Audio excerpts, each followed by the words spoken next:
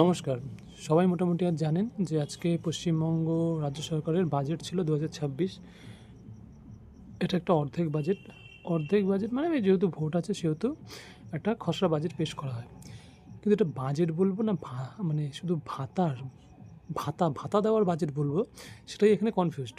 চারিদিকে দেখা যাচ্ছে শুধু ভাতা। ভাতা ছাড়া কিচ্ছু নেই। মানে একটা রাজ্য সরকার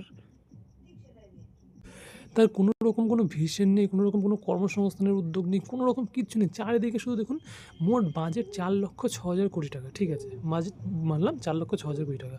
কি ডিএ বৃদ্ধি, রাজ্য সরকারি কর্মচারীরা এখন ডিএ পায় 18%, সেখানে ডিএ বৃদ্ধি মাত্র 4% হলো 22%। সিভিক ভলেন্টিয়ারদের জন্য ১,০০০ টাকা বেতন বৃদ্ধি, অঙ্গনারী কর্মী সহায়িকাদের জন্য ১,০০০ টাকা বেতন বৃদ্ধি, লক্ষ্মীর ভাণ্ডারে ৫০০ টাকা বৃদ্ধি, আশাকর্মীদের ১,০০০ টাকা ভাতা বৃদ্ধি, শিক্ষামন্ত্রীদের ১,০০০ টাকা ভাতা বৃদ্ধি। যেখানে একদম সব কিছু ছাড়িয়ে গেছে সেটা দেখুন, যে নতুন প্রকল্প বাংলার নাকি যুবসাথী প্রকল্প কি, যে ২১ থেকে ৪০ বছর বয়সী মাধ্যমিক পাস যুবক যুবতীদের মাসে ১৫০০ টাকা করে ভাতা দেওয়া হবে। ১৫ই আগস্ট থেকে চালুর ঘোষণা। মানে ভাতা ছাড়া কিচ্ছু নেই বাজেটে। হ্যাঁ, এটা একটা রাজ্যের বাজেট হতে পারে যে ভাতা। অন্যান্য ঘোষণা কী আছে? সপ্তম পে কমিশন ঘোষণা করে দিতে কোনো সমস্যা নেই, কবে হবে কোনো ঠিক নেই।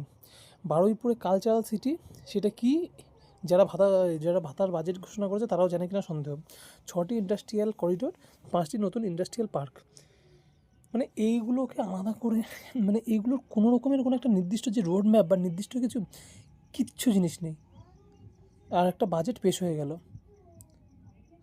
হ্যাঁ, এর পরিপ্রেক্ষিতে আরও ভিডিও আসবে, কিন্তু তাই বলে এই রকম শুধু ভাতা বৃদ্ধি।